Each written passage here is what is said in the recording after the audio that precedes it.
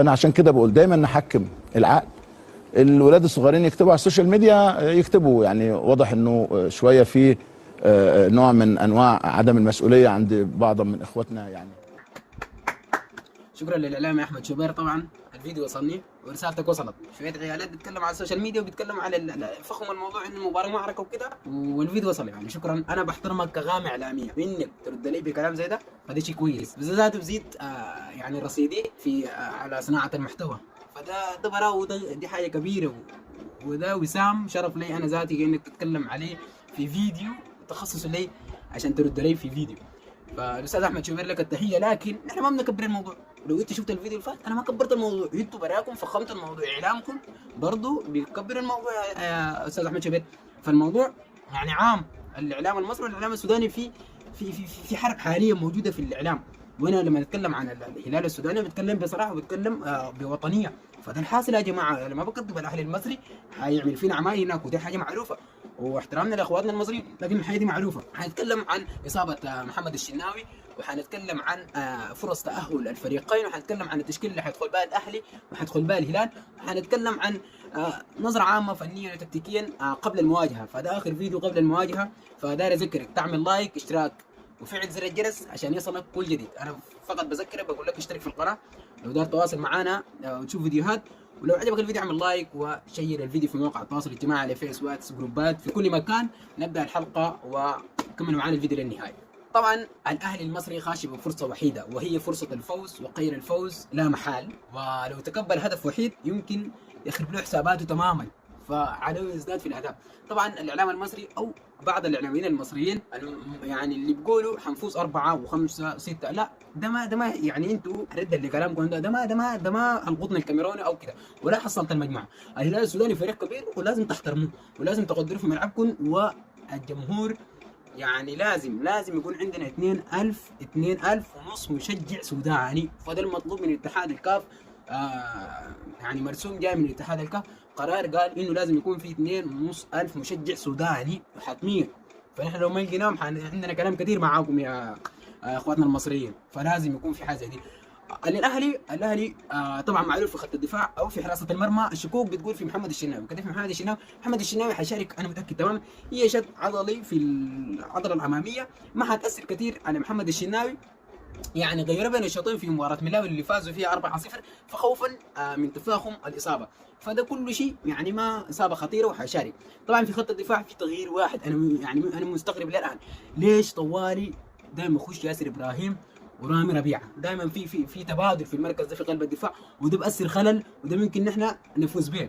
يعني مدربهم ما ثابت في قلب الدفاع، خاصه اللي مساند لمحمد عبد المنعم ده يعني دائما مختلف، رامي ربيعه ومره بتلقى ياسر ابراهيم. اما في خط اليمين محمد هاني ظهير ايمن، محمد هاني ظهير ايسر، علي معلول يعني بتقدم كثير. فنحن ممكن نستفيد من الحاجه دي، تقدم الزايد اللي يمكن يعني يسبب خلل لهم. يعني احنا عندنا طلعات قويه جدا، خاصه عندنا وليد بخيت الشعلة وعندنا ياسر المزمل، فعندهم اسبرنتات قويه وانطلاقات في الهجمه المرتده. نحن اصلا حنلعب بالهجمه المرتده وحاجي الهلال نتكلم عنه. اما في خط الوسط حيلعبوا اليو ديانج وحيلعبوا بافشه وحيلعبوا بحمدي فتحي، فده المعروف. وعمرو السوليه يمكن يشارك في يعني لو لعبوا باربعه وسط، لكن شكله كبير حيلعبوا ب3 وسط، حيلعبوا 3 مهاجمين.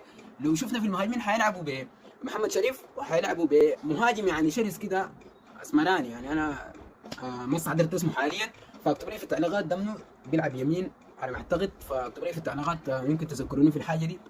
لو جينا الرؤيه الفنيه اللي حيلعب بها الاهلي، اول شيء الاهلي حيلعب باول ربع ساعه هجوم شرس، لانه الجمهور في اضانهم حيضغطهم في الملعب، ودي شيء كويس وما سلبي على الهلال السوداني. وانا اكد لكم الشيء ده ما سلبي على الهلال السوداني، ما دام نحن يعني بنمتص حماسهم وبنمتص حماس الجمهور، نحن حنتاهل حتى لو بخساره ذاته حنتاهل.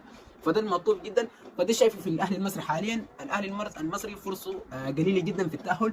اما للهلال السوداني فطبعا ما في اي اصابات الحمد لله. احتمال كبير انه يلعب بمهاجم واحد، وهو اليوم محمد عبد الرحمن. ما حنشوفه زي مباراه السودان والجابون اللي ما شارك فيها محمد عبد الرحمن كبديل، شارك كبديل، لكن حنشوف لولوبو كمهاجم راس حربه. ده شايفه احسن انه يشارك بلولوبو كراس حربه. نلعب بوسط دفاع. يعني عندنا وسط كبير جدا، وعندنا وسط عندنا زي ابو عاقله ما شاء الله بيقدم مستويات رائعه، عندنا جيراد فيري، عندنا ديفيد بانجا، عندنا لامين جاردو، عندنا عبد الله جاجون، عندنا عبد الرؤوف، عندنا محمد المنذر. يعني اسماء كثيره جدا في الوسط، فده لازم ندعم وسطنا كويس، وخاصه هم وسط دفاعيين عندهم الميزه الدفاعيه، ما شرسين هجوميين. زي ابو عاقله بيعرف يطلع الكوره، بيعرف في خارج الكوره، يعني زي ما شفنا في المنتخب. فلازم الحاجات دي يقوم بها، مهمه جدا يقوم بها امام الاهلي المصري. اما في خط الدفاع نحن هنلعب، انا يعني بتوقع ان شاء الله ما يشارك محمد احمد ايرينج. يعني شويه تدخلاته عنيفه جدا، ويمكن الحكم حيضغط علينا، الحكم الموريتاني لو التحكيم كان نزيه نحن ممكن نتاهل، لكن الحكم مؤكد حيضغط علينا، ومؤكد حتحصل ضربه جزاء وخذوها مني، وانا ما انه الاهلي المصري حتحصل له ضربه جزاء وحيسجل منها، لانه دائما التحكيم مدلل الكاف الاهلي المصري يعني بيلقى ضربه جزاء، بيلقى حيط خارجه للتاهل، لكن نحن حنصمت وحنثابر وحنجيب ورا، وما حتحصل لنا اي ضغوطات ان شاء الله، والهلال السوداني متاهل.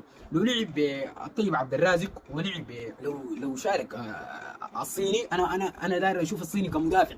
المباراه الجديده داير اشوف الصيني كمدافع، مهم جدا نشوف الصيني كمدافع. طبعا عندنا اطهر الطاهر وعندنا ابراهيم ومورو، فطبعا عندنا ثابتين. اما التشكيله شايفينها ان حنلعب ب5 مدافعين، لو داير يلعب ب5 مدافعين ممكن يلعب بهيرنج.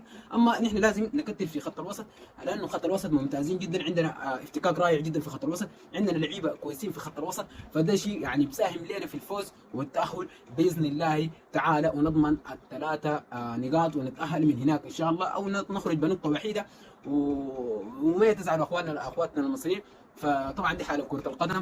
داير اذكركم فقط تعملوا لايك واشتراك في زر الجرس ليصلك كل جديد. اما الهلال وصل القاهره، بيعمل تدريبات. فلوران بيجيني يعني شايفين انه جادي في التدريبات، وداري هو صح يكون جادي، لكن جادي في اللعيبه. لازم تتمرنوا طوالي، لازم تشتغلوا على نفسكم طوالي، لان المباراه دي حتميه مصيريه. انتوا فرطتوا في صن داونز، فلازم تجيبوا لنا ال3 نقاط، او تجيبوا لنا نقطه، او نتاهل بخساره ان شاء الله 2-1 3-2. المهم نسجل الهدف عشان يعني نزيد الضغوطات على نادي الاهلي. فما تخافوا، الاعلام المصري ما حيعمل شيء، الجمهور ما حيعمل شيء.